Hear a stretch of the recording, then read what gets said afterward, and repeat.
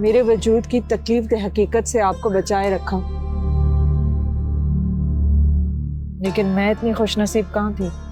दुनिया में 8 अरब लोग हैं, हर एक मुख्तलिफ, नायाब, लेकिन उन तमाम तहों के नीचे हम सब एक जैसे हैं। हमारी खुशियां भी एक जैसी, हमारे गम भी एक जैसे। ये औरत जो मुझे खुद से बहुत मुख्तलिफ लगी, मेरा ही अक्स थी, मेरी ही तरह शकील की मोहब्बत में बेबस। मैम, शकील साहब को होश आ गया है। ये खबर जिससे एक बीवी को खुश होना चाहिए था, उसे सुनते ही हम दोनों हिल गईं, क्योंकि वो हकीकत जो हम दोनों एक दूसरे की कहानियों में भूल गई थी सामने आ खड़ी हुई थी। आप दोनों में से मिसेस शकील कौन है?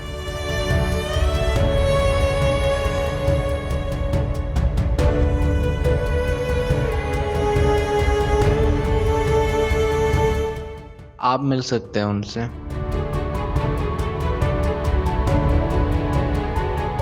मेहरीन, तुम्हें प्रॉपर्टी, पैसा जो भी चाहिए ले लो, तुम ले लो और चली जाओ यहाँ से।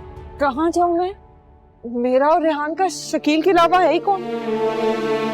मुझे नहीं पता, कहीं भी जाओ।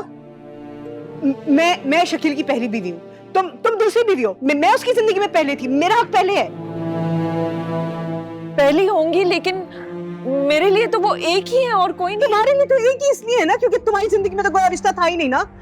मेरे तो थे, माँ बाप भाई बहन सब थे, सबको छोड़ा मैंने, सबको कुर्बान किया इस आदमी के लिए। I left everything for this goddamn man. तुमको जो चाहिए तुम लो और तुम दफा हो जाओ उसकी जिंदगी से। नहीं होंगी मैं दफा। सारी जिंदगी लोगों ने मुझे अपने मकसद के लिए इस्तेमाल किया, जैसे मैं इंसान नहीं कोई टिश्यू पेपर हूं। हमेशा दूसरों को अपने हक, अपनी खुशी पे फौकियत दी है मैंने, लेकिन अब नहीं। मेरी हर मजबूरी गिनाकर मेरी रजामंदी के बगैर ये रिश्ता जोड़ा गया, लेकिन इसके इख्तिताम का फैसला अब मैं करूंगी, कोई और नहीं करेगा। और मैं अपने शौहर को आप जैसी खातून के साथ बांटूंगी भी नहीं। वो तुमसे मोहब्बत नहीं करता। ये फैसला वो करेंगे, आप नहीं। ठीक है, चल बेटे, तो फिर इसका फैसला वही करेगा।